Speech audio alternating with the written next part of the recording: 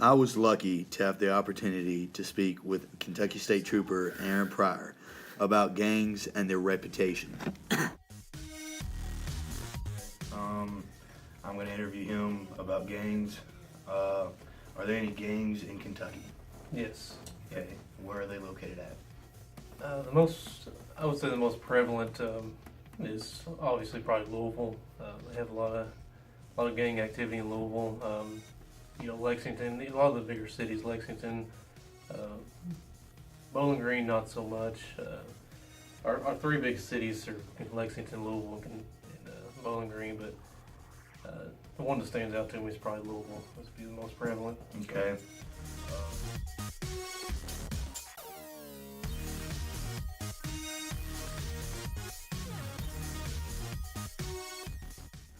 Owensboro doesn't have a lot of gangs. The city isn't big enough for many gangs, but Officer Pryor did mention a few biker gangs in Owensboro.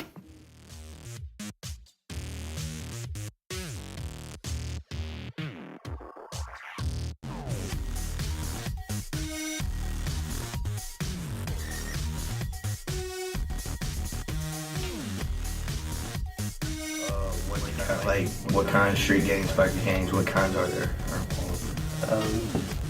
Just street gangs is what we have most trouble out of. Louisville has the Bloods and the Crips gang. One stands out in my mind. Actually, here in Owensboro, there are not any street gangs that I know of, but there are some biker gangs, the Iron Order Motorcycle Club. But we've never had any issues out of any of the motorcycle gangs. One of the street gangs Officer Pryor was talking about was the Bloods, which is one of the biggest street gangs in the United States. Another one of the street gangs Officer Pryor was referring to was the Crips, which are usually more prevalent in bigger cities.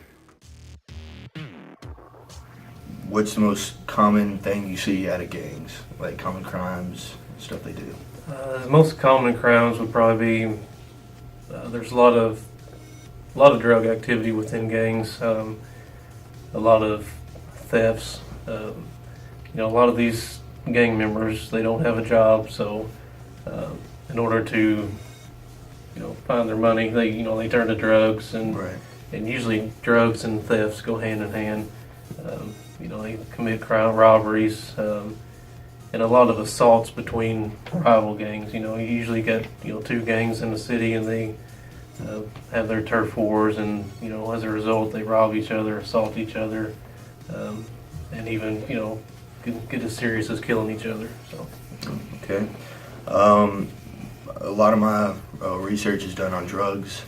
So, what do you know about the drug running and stuff between gangs? Like, how do they do it?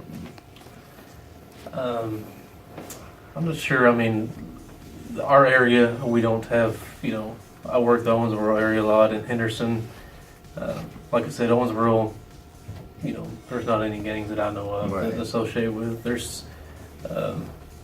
We do have a high gang activity in the Evansville area, and they come over to Henderson a lot.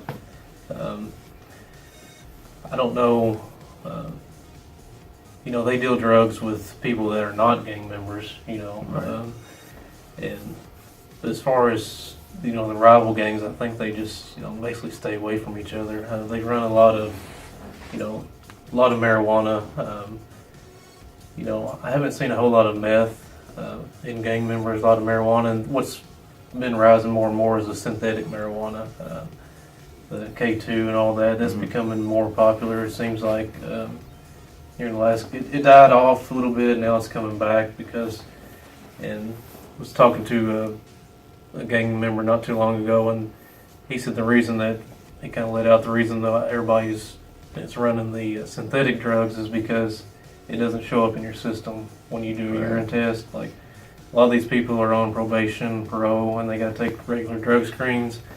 When they're using synthetic drugs, it doesn't show up in their urine drug screen. So that's becoming a popular thing. But a lot of marijuana, a lot of synthetics, cocaine, a little bit. Heroin's coming back.